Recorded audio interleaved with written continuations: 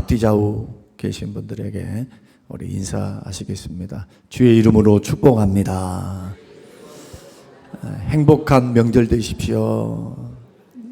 예. 감사로 채우는 풍성한 한가위가 되기를 소망하는 마음에서 오늘 말씀을 나누면서 우리 긴 연휴 기간 동안 감사로 채우시고 은혜로 채우시고 또 힘들고 어렵겠지만 그러나 나누시고 또 평안을 구하시는 그런 가정의 화목한 행복한 명절이 꼭 되시기를 바라고요. 지금 병상에 누워 계시는 우리 많은 환우들이 있습니다.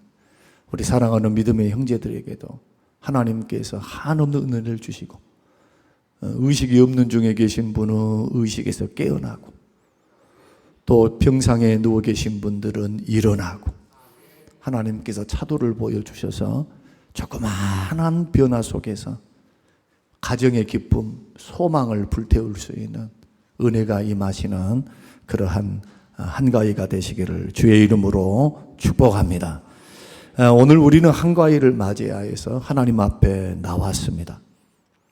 추석은 가족들이 모이는 날이 아닙니다. 본래 이 날은 한 해의 수확을 돌아보면서 우리 조상들이 모든 결실이 하늘에서 왔다. 물론 그때는 조상의 은혜다 그렇게 이야기하면서 추석 명절을 지냈습니다마는 그래서 그 추수한 곡식을 기뻐하고 가족들이 모여서 함께 감사드리는 절기, 이것이 한가위입니다. 이스라엘 백성들도 추수 후에 드리는 절기가 있었습니다. 맥추절, 수장절입니다. 이 절기의 핵심이 뭡니까? 너희가 누리는, 우리가 누리는 모든 풍성함이 하나님께로부터 왔다는 겁니다. 하나님이 주셨습니다. 하나님이 풍성함을 주셨습니다. 먹고 살 수 있도록, 저장할 수 있도록 하나님께서 은혜를 주셨습니다. 라는 그러한 고백이기에 단순히 풍요를 기뻐하는 것뿐만이 아니고 그 속에 담긴 하나님의 지켜주심, 하나님의 돌보심, 하나님의 복주심, 그로 말미암아 주시는 하나님의 화목과 평안 주심에 대해서 가족 공동체가 모여서 하나님께 화목에 대해서 감사하는 그날이 한가위가 되어야 한다. 그러나 현대에는 어떻습니까? 현대 살아가는 우리들의 삶은 명절은 풍성함보다는 바쁘다, 피곤하다. 그래서 음식 준비해야지요, 교통체증이 있지요, 친척들이 모이면 결혼했냐, 직장은 있냐. 그래서 청년들은요 제일 싫은 게 뭐냐, 있는 모습 그대로 아무 말도 안 해주면 좋겠는데 결혼은 언제 하냐, 직장은 다니고 있냐, 돈은 벌었냐, 색시는 있냐. 여러분 혹시라도 여러분들이 이제 고향에 가거나 친척들을 만나, 조카들을 만나면 그런 말 하기 없이 그냥 격려해 주세요. 야, 얼굴 보니까 조금 푸석푸석해도 야, 건강하구나, 참 멋있어졌다, 격려하고 이뻐해 주고, 자, 그러고 말 일입니다. 또 한 가지는 우리 교회 안에서도 우리 청년들이 지지고 볶고 어떻게 하든 묻지 마세요. 그러면 교회 안 나와. 왜? 힘들어서 계속 대답을 해야 되잖아요. 그러니까 결혼하지 못한 노처녀가 있거나 그냥 하나님께서 그렇게 해주실 줄을 믿고 그냥 가만히 있어야지. 기도하면서 언제 결혼해요? 이번에는 국수 먹을 수 있어? 막 이런 말 하기 없이, 마찬가지로 직장이 됐든 어떤 것이 됐든 그저 옆에 있어주고 기다려주고 격려해주고, 이것이 오히려 더 현대에서는 지혜인 것 같다는 생각을 하게 됩니다. 그래서 이러한 갈등들이 있으면 진정한 감사와 기쁨을 잃어버릴 수가 있습니다. 여러분 이런 경험들이 있죠. 올해는 우리 교회도, 우리 가정도 이제 아이들이 결혼을 다 했기 때문에 지금까지 내가 살면서 한 번도 하지 않은 일을 어제 시작을 한 겁니다. 송편 빚기, 만두 빚기. 도대체 만두를 빚는 거예요. 제가 빚인다 그러니까 하지 말자 그랬어요. 애들도 피곤할 것이고 애들도 힘들 것인데 하지 맙시다 했는데요, 어제 이제 다 다 토요일 날 일을 마치고 한 3시쯤 집에 들어갔는데 송편을 빚고 있는 거예요. 아니, 송편이 아니라 만두를 빚고 있는 거예요. 그런데 정말 이 자리를 빌어서 죄송합니다만 지금까지 먹었던 만두 중에서 제일 맛있었어요. 진짜로. 얼마나 맛있던지 도대체 어디서 이런 기술을 배웠습니까? 도대체 어디서 이런 맛을 나게 있느냐 했더니 다 유튜브가 그렇게 유명한 셰프로 만들어놔. 유튜브 레시피예요. 얇은 찹쌀 반죽이 아니라 얇은 베트남 있잖아요. 전병 같은 얇은 거 거기다가 했는데 얼마나 맛있는지. 이런 것이 한 번이면 좋게요. 그래, 2번이 되고 대가족이 되고 막 이러면은 며느리들은 가서 얼마나 힘들고 어려울까. 명절이 끝나면은 감사보다는 불평이 일어나고 부부싸움을 하고, 어떤 때는 이런 보고도 있었습니다. 명절에 갔다가 이혼했다. 얼마나 시댁과의 갈등이 심했으면은 그런 일들이 있었겠습니까? 자, 허무하다, 불평이다, 좀 피곤하다, 힘들다, 이런 의미는 추석의 의미가 아닐 텐데, 하나님의 은혜에 감사합니다. 하나님 건강 주신 거, 지금 먹고 입고 쓰게 하시는 거, 이렇게 자식들 부모님의 얼굴을 보는 거, 이 기쁨의 전달자가 여러분들이 되셔야 돼. 아니, 내 자식 중에는 여러 자식들이 있는데 이 아들의 자식들은 달라. 기쁨이 있어. 뭔가 힘을 줘. 이 은혜로움들이 전달되는 그러한 명절이 되어져야 되지 않겠습니까? 그렇다면 우리는 오늘 말씀을 통해 진정한 풍성함과 감사의 근원이 어디에 있는지 우리가 붙들고 이번 명절에는 정말 기쁘고 감사만 이야기하는 명절이 됐으면 좋겠습니다. 오늘 시편 67편은 우리에게 이렇게 시작합니다. 하나님이 우리에게 은혜를 베푸사 복을 주시고 그 얼굴을 우리에게 비추사 주의 도와주심을 통해서 주의 구원을 모든 나라에게 알리소서 그랬습니다. 이 말씀은 단순히 물질적인 풍요가 아님을 알 수가 있습니다. 하나님의 은혜가 우리 삶을 채우고 그 은혜가 세상으로 흘러가게 하는 것. 하나님의 은혜가 우리의 삶을 채워가면서 지금 내가 만나는 내 가정에 흘러들어가고 내 부모 형제들에게 흘러들어갈 수 있는 것. 그래서 저는 오늘 본문의 말씀을 통해서 3가지를 잠깐 생각해 보려고 하는데, 첫째는 하나님의 은혜가 우리 삶 속에 어떻게 나타났는지, 2번째는 그 은혜 주심과 복 주심이 어떻게 확장되어야 하는지, 그리고 3번째는 이 일상생활 속에서, 명절 속에서 그 은혜 주심과 감사함과 풍성함을 실천할 수 있는 방법은 뭔지, 이 3가지를 우리가 잠깐 나누면서 이 아침 저와 여러분의 은혜를 받고, 오늘 이번에 사명이 있습니다. 전도의 사명이죠. 그리고 전도는 말로만이 아니니까 꼭 이번 명절 때 여러분 찾아가셔서 하나님의 기쁨, 하나님의 평안, 하나님의 복 주심, 자랑치라는 거 아닙니다. 가서 내가 뭘 했나 이런 말 하는 것이 아니라 주님이 주신 은혜를 나누라는 거예요. 내 속에 있는 평안, 아무 말이 아니어도 이 아이들과 내 가정이 평안함들을, 그리스도의 은혜 주심들이 나누어지는 흘러들어가는 그러한 추석 명절이 되시기를 바랍니다. 첫째는 뭐냐 하면, 감사로 풍성하게 채워주시는 그러한 명절이 되기 위해서는 하나님의 은혜로부터 시작해야 됩니다. 그래서 첫째로 하나님의 은혜가 우리에게 임할 때에 감사가 충만하고 복이 충만하다는 겁니다.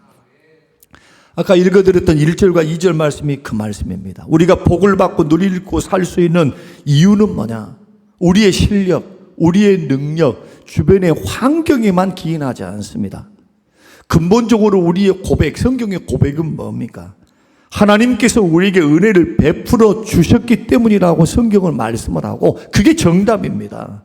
하나님이 우리에게 은혜를 베푸사 복을 주시고, 복을 뭘 통해서 옵니까? 하나님의 은혜를 베풀어 주셔야 복이 온다는 거예요.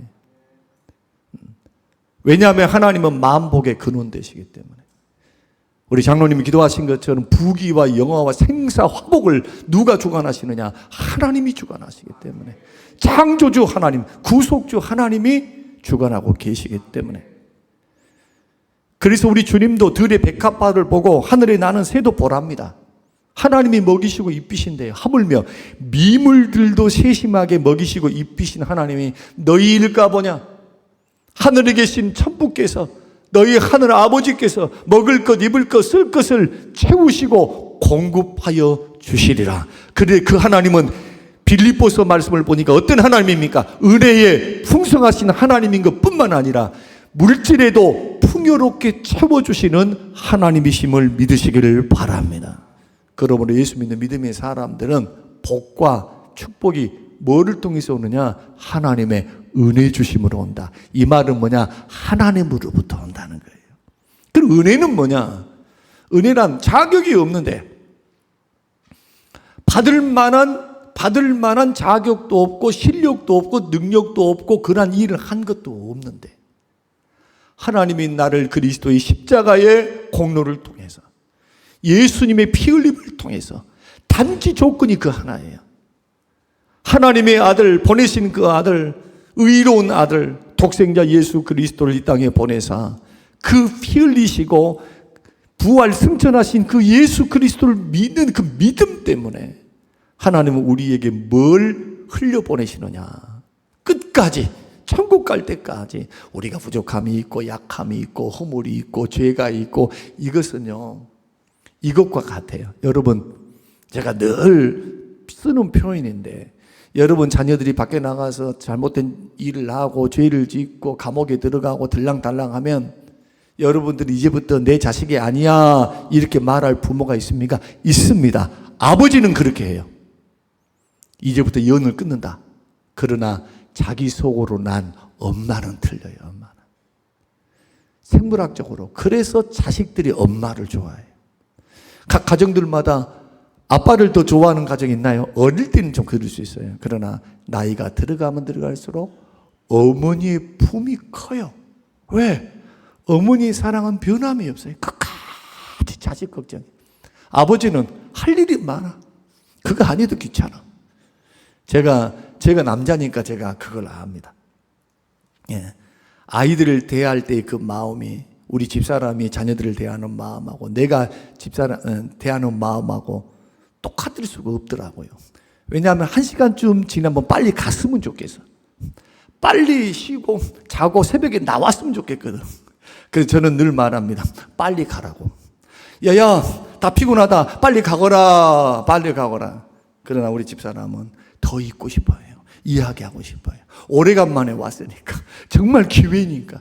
이 차이가 분명히 있는 것만큼은 사실인 것 같습니다. 여러분, 하늘 아버지는 어머니가 자식을 사랑하는 그 사랑보다도 한이 없이 크신 분입니다. 그러므로 그 은혜 주심이 오늘날 우리를 부족한 가운데서 살게 하시고 까마귀를 통해서 먹이시고 입히시는 하나님이 우리의 건강, 우리의 물질, 우리의 직장, 우리의 사업을 붙드시고 비록 잘 풀리지 않는 것 같아도 하나님이 다른 길을 여셔서 우리의 인생을 이끌어 가시니 이 또한 하나님의 섭리이며 하나님의 주권이며 하나님의 은혜인 줄로 믿습니다. 그 은혜가 우리에게 복으로 나타나 먹고 입고 쓰는 것을 채워주시니까 마음이 기쁘고 평안할 수밖에 없습니다. 같은 맥락에서 민수기 6장 24절에서 26절 제사장의 축복에 이런 말씀이 있습니다. 여호와는 그 얼굴을 내게 비추사 은혜 베푸시기를 원하며. 그래서 오늘 67편 말씀에서도 하나님은 우리 은혜를 베푸시고 복을 주시고 그의 얼굴빛을 우리에게 비추사. 여러분, 하나님의 얼굴을 구하라는 말이 무슨 뜻입니까? 시편에서 나는 하나님의 얼굴을 구합니다. 하나님의 얼굴을 구합니다. 은혜 구하는 거예요. 은혜. 하나님 부족합니다. 연약합니다. 주님이 도와주시지 아니하면 살 수 없는 환경 속에 있습니다. 하나님 은혜 주세요. 때에 때에 따라 돕는 은혜를 베푸세요. 그래서 우리 실력만으로는 사는 것은 어리석은 겁니다. 예수 믿는 사람은 어떻게 사느냐, 무엇으로 사느냐 따라서 해보십시다. 예수 믿는 사람은 세상을 살아갈 때 은혜 주심으로 살아갑니다. 내 능력, 내 실력으로만 사는 것이 아니라 하나님의 은혜 주심으로, 열어주심으로 삽니다. 이렇게 믿는 사람은 하나님이 열어주실 줄로 믿고 뜻을 구하고 열심히 사업을 하고 열심히 직장생활하고 열심히 공부합니다. 하나님이 열어주시니까, 하나님이 나와 함께 하시니까 은혜를 구하셔야 합니다. 근데 그 하나님이 나를 향하여 은혜의 빛, 얼굴을 딱 비춰주시면, 보세요. 얼굴을 딱 비춰주신다라는 표현은 비유법입니다. 뭘 상징하느냐? 하나님이 너와 함께 하시겠다, 그 말이에요.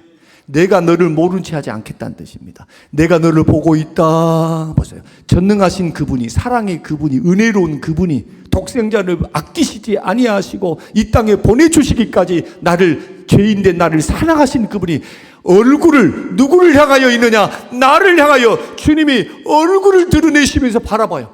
밝은 빛으로 나를 바라보고 계신 주님, 책망하시려고, 정죄하시려고, 심판하시려고 그러신 것이 아니라 은혜 주시려고.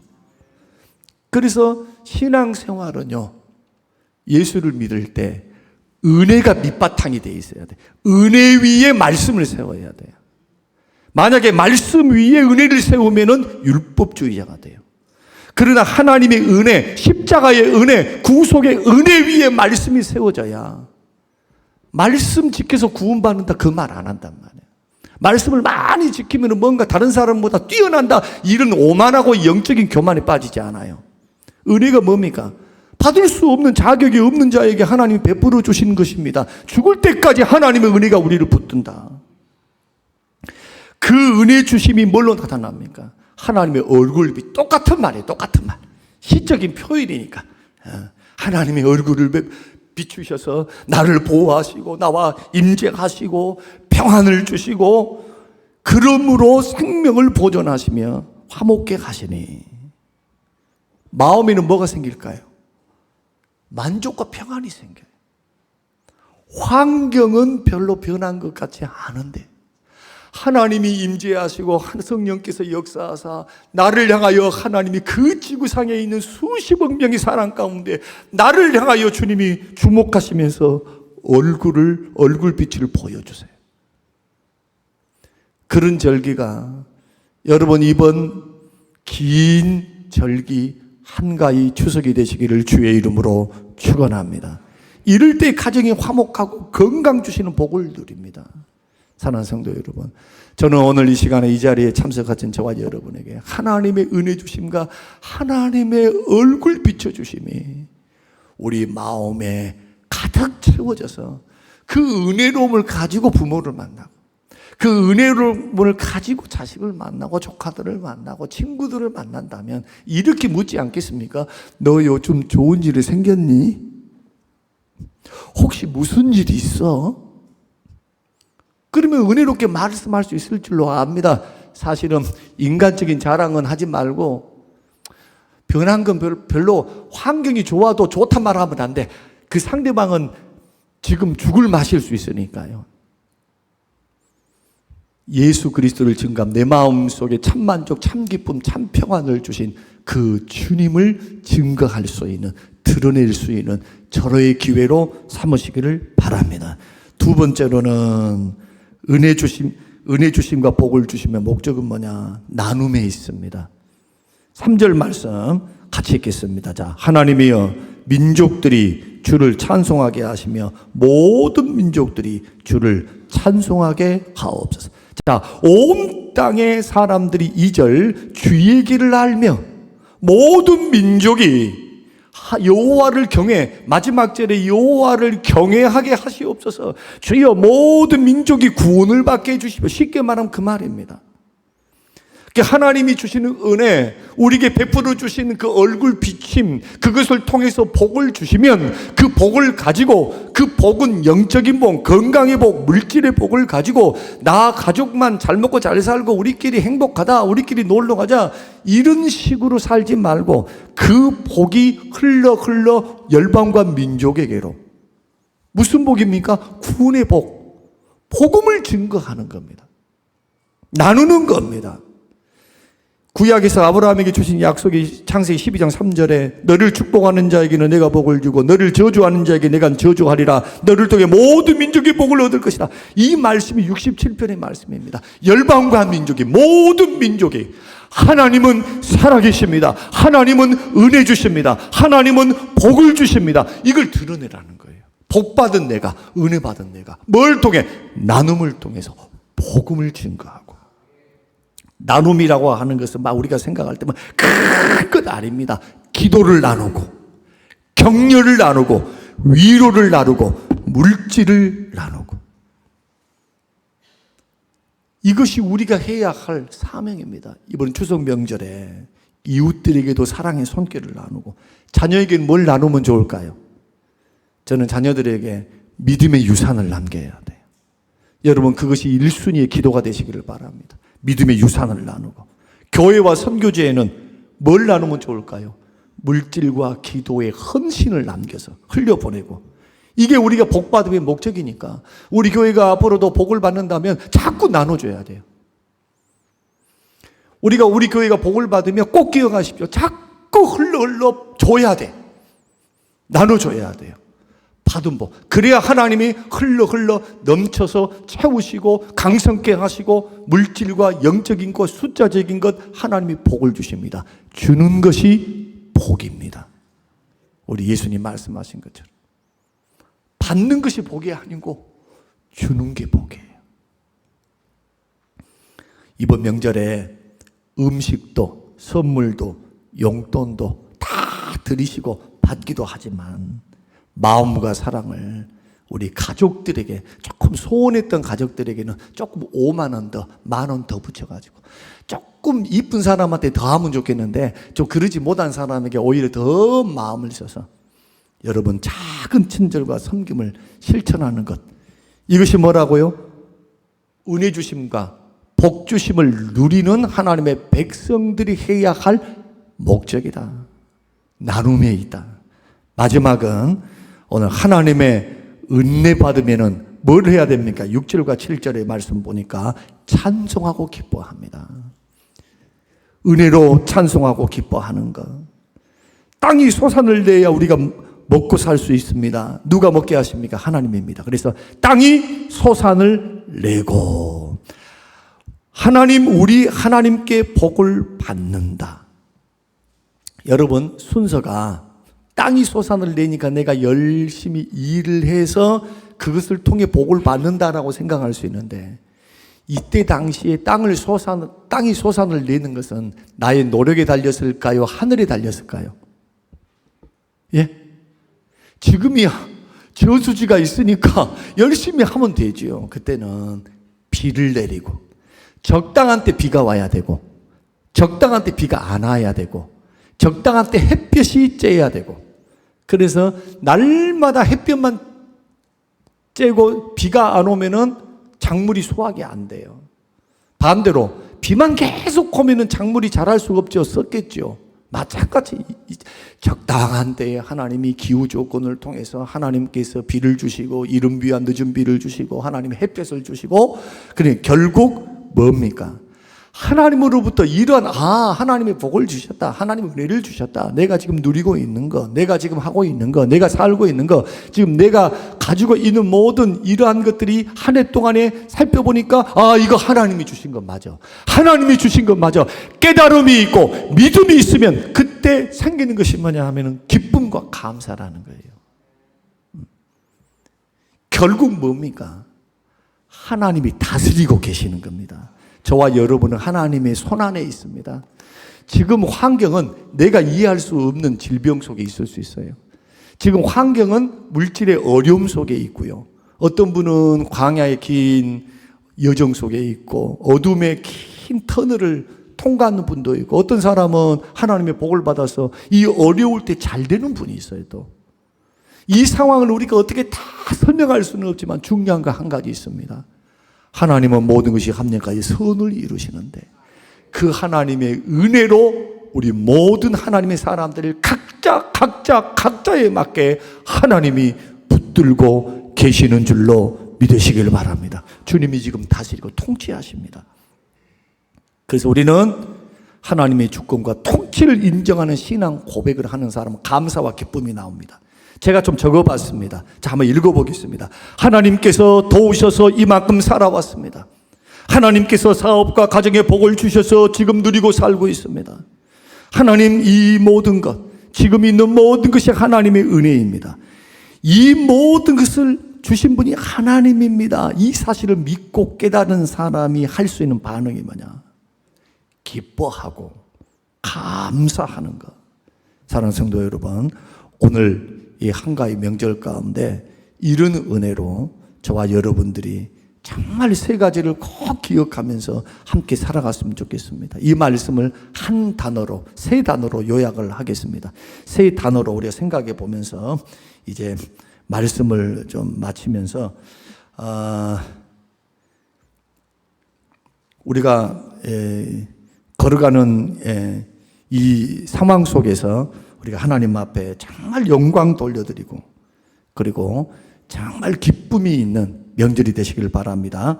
자, 한번 따라서 한번 해보겠습니다. 은혜로 복을 받았으니 그 복을 나누고 감사함으로 하나님께 응답하리라. 다시 큰 소리로 은혜로 복을 받았으니 그 복을 나누고 감사함으로 하나님께 응답하리라. 할렐루야.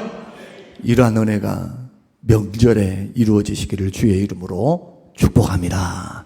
고마우신 아버지 감사합니다. 이 주신 말씀대로 우리 삶과 인생 안에 특히 명절 안에 임하게 하옵소서. 예수님 이름으로 기도합니다. 아멘.